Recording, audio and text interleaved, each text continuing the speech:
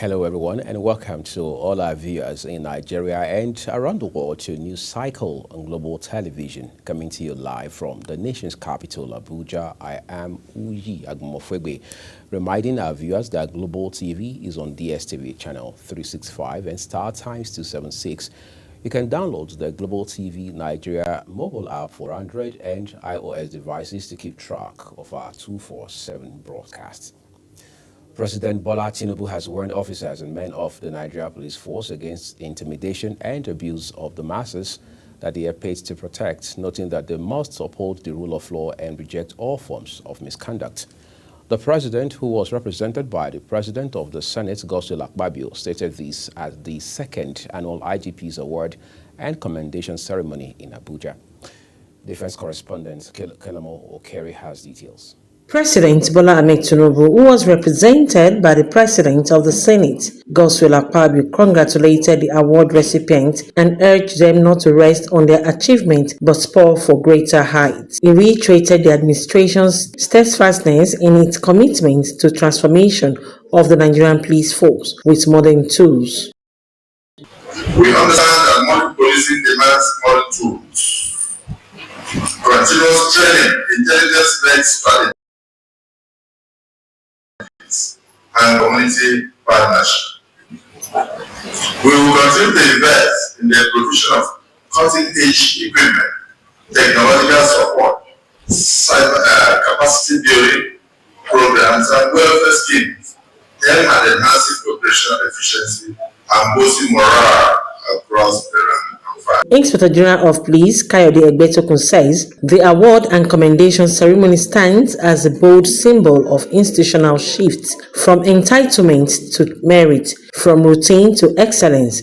He added that this year's award process was deliberate, rigorous, and transparent, endeavored to institutionalize merit within the Nigerian police force. Addressing the nation's growing security threat from terrorism to cybercrime and organized criminal network, the IGP affirmed that the force is ready and evolving. He called for deeper investment in digital intelligence and constant retraining to meet modern policing demands.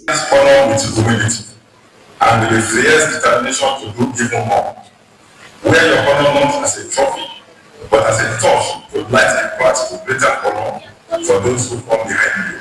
Some of the dignitaries present at the ceremony extended their congratulations to the Nigerian Police Force and the award recipient. They described the award as a meaningful gesture of encouragement for police officers and reaffirmed their commitment to continue supporting the Nigerian Police Force in its duty. I encourage you to keep sharing the certificate of excellence. This ceremony is more than just an awards event. It is a secret acknowledgement of the sacrifices, professionalism, and resilience displayed by our officers every day in the line of duty. Use this opportunity to congratulate those who are receiving the award tonight for your good work, for working hard, not only because you have worked hard, for showing commitment and earning this honor of being recognized tonight by the leadership of Nigerian police. It's blessed to have president like you who have demonstrated exceptional courage, integrity, and dedication to duty. The ceremony's highlight was the presentation of award to categories such as Crime Buster of the Year, Community Policing Advocate, Detective of the Year, Patrol Team of the Year, and Public Relations Officer of the Year, among others. Kike Lomo Okeri, Global Television News. Thank you so very much, Kike Lomo. Today is being observed as Arafat all over the world. The Day of Arafat holds a deeply spiritual and sacred place in the heart of every Muslim. Known as the most important day during the Hajj, it brings together millions of worshippers at Mount Arafat, all united in worship, supplication, and submission to Allah. Kabir Hassan completes the report. لبيك اللهم لبيك لبيك لا شريك لك لبيك إن الحمد والنعمة لك والملك لا شريك لك. The day of Arafah, observed on the 9th day of Zulhijjah, is one of the most spiritual significant moments in Islam. But what does it truly mean to the people who observe it? Arafat Day is a day in which Allah subhanahu wa ta'ala earmarks for the fulfillment of Hajj rite. This is for those who are there in Saudi Arabia to perform pilgrimage.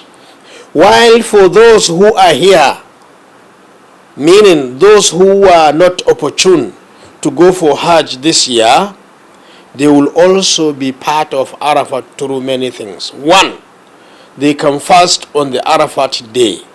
Prophet of Islam ﷺ says, whoever fasts on the day of Arafat, he will find his sin for 2 years being erased. The year that passed and the year that is coming. Beyond just a gathering at Mount Arafah, Arafah carries meaning of mercy, forgiveness, and unity. Arafat is very, very significant, as I said. You know, when we are talking about Hajj, there are 4 fundamental points or pillars of Hajj. The first one is the Ihram, that is the intention of Hajj. The second one is Tawaf, that is circumambulation. The third one is Sa'i, that is to walk between the mountain of Safa and that of Marwa. The fourth point is Arafat. It is believed that on this day, prayers are never left unanswered. But what makes the supplications of Arafat stand out? Prophet ﷺ says, Al-Hajju Arafah, meaning Hajj cannot be complete without visiting Arafat. So when a pilgrimage or when a pilgrim visited Arafah on Arafat day, that means his pilgrimage is completed. While pilgrims gathered in Arafah, Muslims around the world who are not opportune to be there observe fast either of the 9th day or on Arafat day. Imam Muhammad discussed these blessings and spiritual benefit that comes from this practice. The entire month of Dhul Hijjah is the month of righteousness, is the month of prayers, month of supplications, month of fasting. Yes, but you know, Allah in his infinite mercy swear by the 10 days or 10 nights, the first 10 nights of this month, that is Dhul Hijjah, which includes the day of Arafat. So a part of what scholars have been saying regarding these 10 days, the first 10 days of the month of Dhul Hijjah, is to offer series of prayers, supplication, act of prayers and worship, which include fasting. So it is advised for somebody who can afford to fast 9 days. It cannot be 10, because the 10th day of the month is Salah day. A cross-section of people interviewed advised those performing Hajj to use the day to worship Allah in the best manners while reflecting on the teaching of the Prophet. Or as we are in these sacred days of the last or first 10 days of the month of Dhul Hijjah, I wish to all Muslims across the globe, especially, and the entire humanities, I wish all of them the best. I pray for Allah subhanahu wa ta'ala to accept all the acts of prayer, devotion and supplication that will be rendered by the pilgrims there in Mecca, Saudi Arabia. May Allah subhanahu wa ta'ala make it easy for them. I call on everybody to be kindness, be conscious of God, desist from doing all evil acts. Let us pray as a Nigerians to their country, Nigeria. As we have heard about the day of Arafah, it's not just a day of gathering, but a day of deep spiritual connections. It reminds us of equality, mercy, and renewal of faith. I am Kabir Hassan, reporting for Global TV, and I wish you Eid Mubarak in advance. Oh, thank you, correspondent Kabir Hassan. Meanwhile, Muslim pilgrims have said their prayer atop Mount Arafat during the high point of the annual Hajj pilgrimage as Saudi officials called on participants to refrain from being outside during the hottest hours of the day. Thousands of pilgrims began to gather before dawn around the hill and the surrounding plain where the Prophet Muhammad is believed to have given his last sermon. Some arrived early to take advantage of the relatively cool morning, carrying colorful umbrellas. Many pilgrims will remain for hours of prayers and Quran recitals until the evening in the most demanding aspects of the Hajj. As Muslims worldwide prepare to commemorate Eid al-Kabir, numerous individuals are undertaking journeys to visit family and friends to participate in the festivities and honor the significance of the season.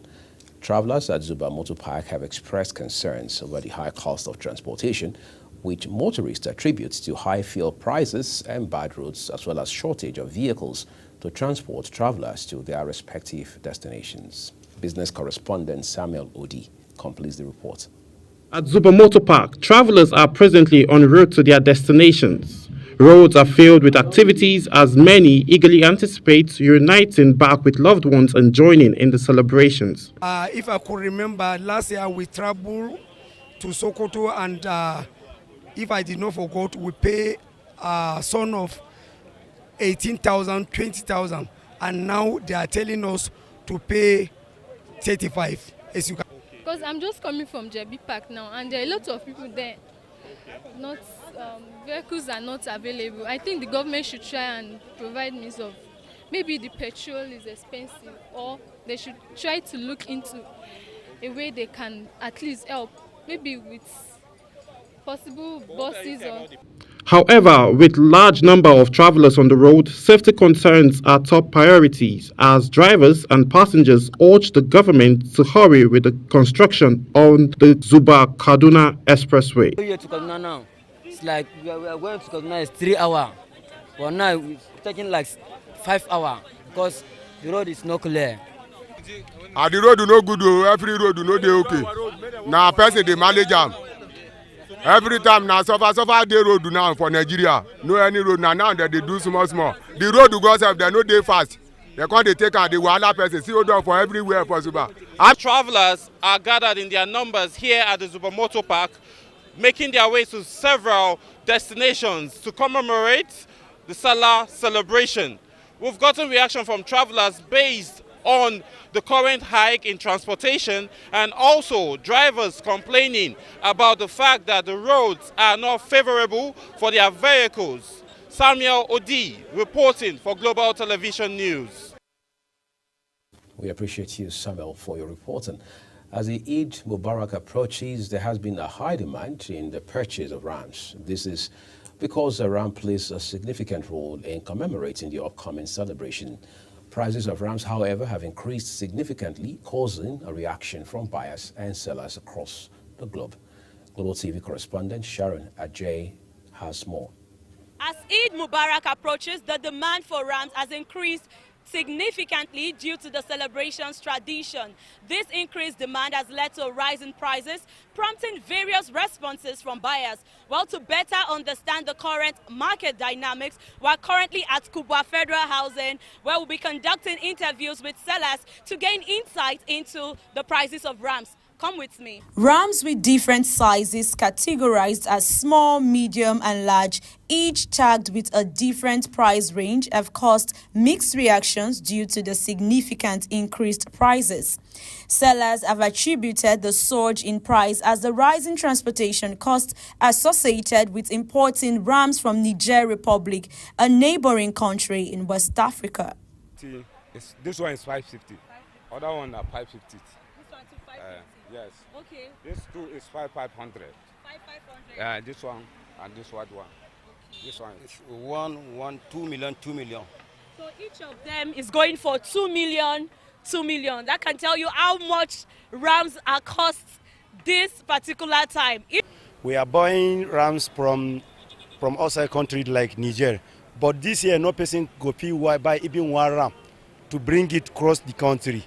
The one that we have, the one that we are selling it there. Buyers are lamenting the significant increase in ram prices compared to last year, citing economic factors as a primary contributor to the surge. The market for ram this year is terrible. We even cried last year that it's too much, but this year, oh no, we can't tell. When you look at the trend of the economy globally, you know that definitely you should not expect it to be cheap, but at the same time, it's something that something can afford. Somebody can afford, yes. However, Muslims are adapting to the price surge by purchasing rams within their means to fulfill their religious obligations to Allah, which comes once in a year. Sharon Ajay reporting for Global TV News. Well, thank you, Sharon.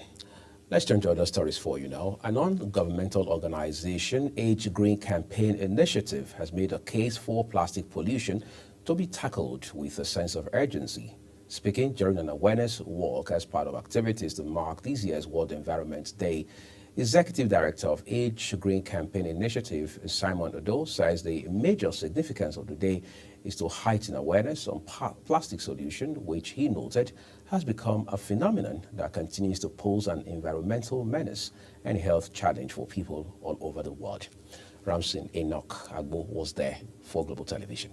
The Executive Director, Age Green Campaign Initiative, Simon Odo, says the government needs to be intentional in the area of policy enforcement across board, insisting that if there are regulations that hold perpetrators responsible for polluting the environment, there will be little or no plastic pollution in the society. We are sending a strong signal and message to the members of the public to create awareness on plastic pollution, and then again to seek for further collaboration from relevant stakeholders on how we can come together and fight the menace called plastic pollution, which have bedeviled our society. The Principal Admin Officer, Research Planning and Statistics Department, Ministry of Environment, Austin Achike, a representative of the Ministry of Environment, says the ministry is committed to preserving the environment through the ministry's partners. The ministry continues as the champion, in preserving and protecting the environment. But we'll continue through our agents, through our partners, and through our sponsors, and through organizations such as this. The head of advocacy, Age Green Campaign Initiative, Elizabeth Owen, says the Mother Earth is a gift and that it is the responsibility of every Nigerian to take care of it.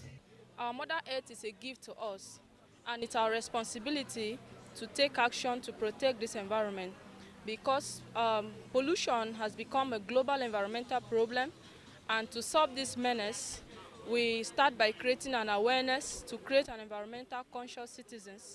A waste to art artist, Jupres Chizorum, emphasized on the need to use plastic for artistic works and other creative arts. You can cut this up, make petals out of it, and use it to decorate your house. You can make waste bins out of plastics. You can use this to save oil, you can use it to save food items, you can use it to save so many things, grains and all. Participants at the event spoke on the significance of the World Environment Day, giving divergent views on what they think about plastic pollution and waste management in Nigeria. Do not litter the environment with plastic pollution. And this theme for this year is TAG, War Against Plastic Pollution. You can find somebody in the vehicle after taking their drinks, they just fling it through the window of their car, and some people by the roadside, you see plastic everywhere anyhow. We need to have a clean environment. It's good for everybody's health. That's the awareness we are trying to create, and that's what the work is all about. The World Environment Day 2025 is an eye-opener owing to the fact that plastic pollution can be prevented. Ramsey Enoch reporting for Global TV News. In a different development, Inspector General of Police Kayode Egbetokun has warned that any form of misconduct or unprofessional behavior within the force will not be tolerated. The IGP, who gave the warning while addressing senior officers during the IGP conference in Abuja, reaffirms the commitment of the police leadership to accountability and ethical standards. Kekalomo Okere has details. The Inspector General of Police, Kayode Egbetoku, in a strategic meeting with the police managers across the country, charged the senior officers to remain focused, courageous, and professional in their duties to help restore public trust in the Nigerian police force. He emphasized the critical need for professionalism in the discharge of police duties to ensure the safety of lives and properties and promote the general well-being of Nigerians. Do not be distracted by the false narratives being peddled by enemies of Nigeria, some of who hide under the cloak of activism to distort our work and demoralize our officers. Those who profit from instability and crisis will not relent in their efforts to instigate chaos. But I assure you, their cup will be full one day. While highlighting the outcome of police operations carried out between April and May 2025, the police boss acknowledged the evolving nature of crime and the emergence of new security threats, but assured Nigerians that the force would not relent in its effort to combat criminal activities and maintain national security. Let me be clear. This is not the time to relent. The criminal landscape is evolving rapidly, and so must we. As senior officers, you are the vanguard of our operational integrity. You set the tone for discipline, innovation, and courage within your commands. I therefore charge you all to redouble your crime-fighting efforts. Do not relent on your laurels. Treat every crime as an attack on the soul of our nation. Review your local crime maps. Respond to incidents timely and decisively. The conference brought together top police officers to review ongoing strategies and strengthening the police approach to law enforcement amid rising public expectations. Kike Lomo Okeri, Global Television News. You're watching the live broadcast of News Cycle with Uyag Mofwebe. We'll return after this short break. More stories for you. Do stay with us.